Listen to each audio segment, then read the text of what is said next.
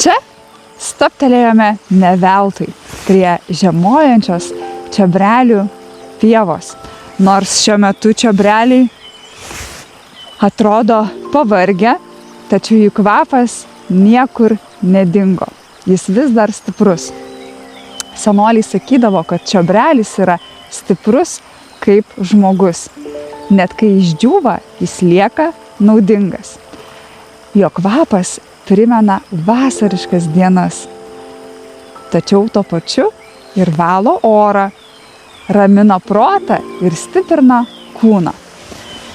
Be to, jis gali padėti, kai skauda gerklė, kamuoja kosulys ar netikėtai užklumpa peršalimas.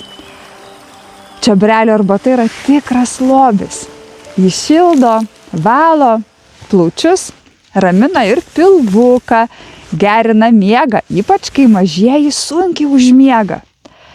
Ir net suteikia stiprybės. O jei vasarą ilgai lakstysite pievoje ir pavargsite, močiutė sakydavo, kad čiobrelių kvapas išsklaido nuovargį kaip vėjas rūką. Dabar kviečiu išbandyti ir jums patiems. Tai pasilenkite arčiau, pasimkite sudžiūvusi čiobrelio stiebą, patrinkite tarp rankų ir giliai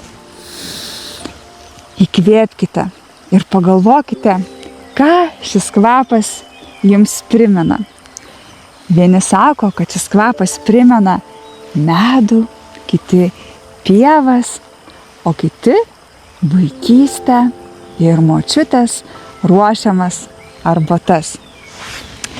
Tačiau čiobrelių šitoje vietoje rinkti tikrai nerekomenduoju, nes jie auga prie pat kelio.